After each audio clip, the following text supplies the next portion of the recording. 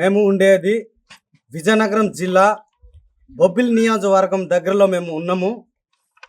అప్పటికి మాకు ఈ 5 గిరిజన గ్రామాల్లోని మాకు పంచాయతీలో చేర్చండి అనేసి మేము కలెక్టర్కి లెటర్ పెట్టినా సరే వాళ్ళు మాకు స్పందించట్లేదు. అయ్యా, ఇప్పటికైనా మీరు మమ్మల్ని కనికరించి మీరు మమ్మల్ని ఆదుకుంటారా అనేసి మేము 2 చేతులు జోడించి అడుగుతున్నాము. అలాగేనే మేము ఎన్ని సంవత్సరాల నుండి కరెంటు కోసము కలెక్టర్కి కానీ పై అధికారులకు కానీ మేము లెటర్లు పెడుతున్నా సరే ఆ లెటర్లను చూసి మమ్మల్ని స్పందించట్లేదు. మేము ఎన్ని సంవత్సరము ఇక్కడ నివసిస్తున్నాము అనేది అధికారులకి తెలుసు, కానీ వాళ్ళు మమ్మల్ని అసలు పట్టించుకోవట్లేదు అనేసి మేము కోరుచున్నాము. పవన్ కళ్యాణ్ గారు, మీరు మమ్మల్ని మా గిరిజన గ్రామాలని పంచాయతీలో చేర్చి అలాగానే గిరిజన గ్రామాలకి కరెంటు సదుపాయాలు కల్పించాలని మేము కోరుచున్నాము. మీరు మా గిరిజన గ్రామాలు పట్టించకపోతే మాకు దిక్కు అనేసి మేము మీకు కోరుచున్నాము. బొబ్బిలి మండలం గోపాలరాయుడిపేట పంచాయతీలో 5 గ్రామాలు ఉన్నాయి. కళ్యాణ్ గారు, మీరే దిక్కు.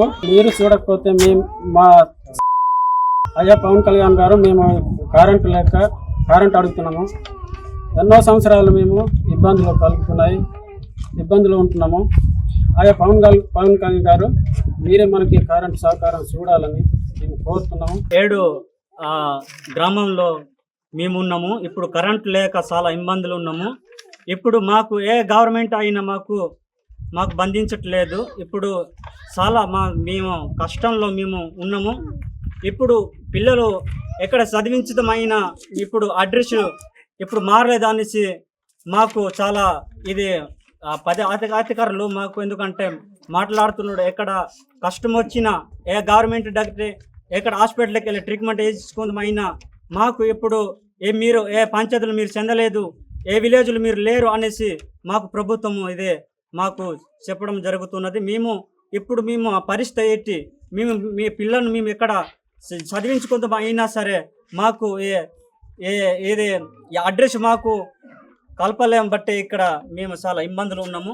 మేము ఇప్పుడు గవర్నమెంట్కి మేము కోరుచున్నాము. అయ్యా, ఇప్పుడు పవన్ కళ్యాణ్ గారు మాకు సహకరిస్తే అనేది మేము కోరుచున్నాము.